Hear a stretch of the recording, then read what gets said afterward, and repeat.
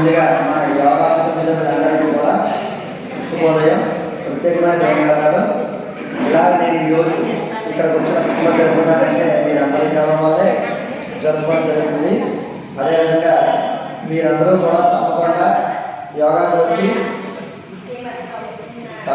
యోగాకి నేర్పడం రావాలని నా ఇది ప్రకారం వచ్చి నేను వచ్చిన అందరూ చాలా ఇంకా వస్తున్నారు.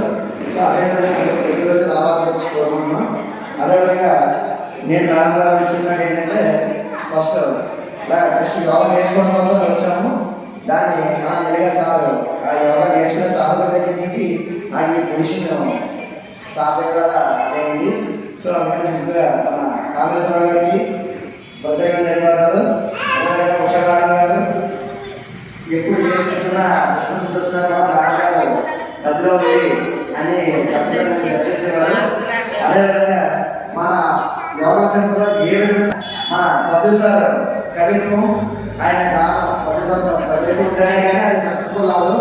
అదేవిధంగా మన శ్రీగారు శ్రీ గారు గానం కంపల్సరీ ఉండాలి. అందుకే ఆయన గాన గంధర్వుడు దీనికేమో కవి సాధన ప్రత్యేకంగా వచ్చారు. మన యోగా సెంటర్లో ఫంక్షన్ ఎలా జరగాలంటే సార్ కంపల్సరీ ఉండాలి. అదేవిధంగా మన ఈరోజు ఫంక్షన్ క్లాప్స్ కొట్టుకుని ఏదో ఒక విషయం చెప్పడం ఇవ్వాలి. క్లాప్స్ కొట్టుకుని మనం చేయడం అయితే వచ్చాడు మొత్తం అప్పటి నుంచి ఫంక్షన్ తీరు మారిపోయింది. ఇప్పుడు ఫంక్షన్ ఏ విధంగా జరుగుతున్నాయంటే ఫస్ట్ కానీ బాబ్జీ గారు సేవాభావం.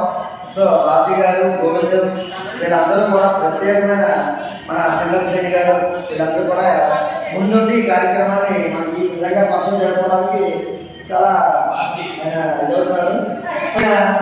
ఏంటంటే సరే మనం ఇప్పుడు కార్యక్రమాలు చేయించడం మగారు మంది అయితే దాని దగ్గర ఉండి టాప్ టు పోవడం అది ఏమైనా సరే ఫ్యామిలీ అని నామకరణం చేయడం జరిగింది.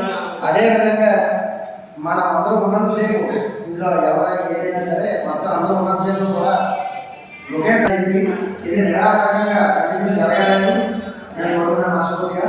Thank you.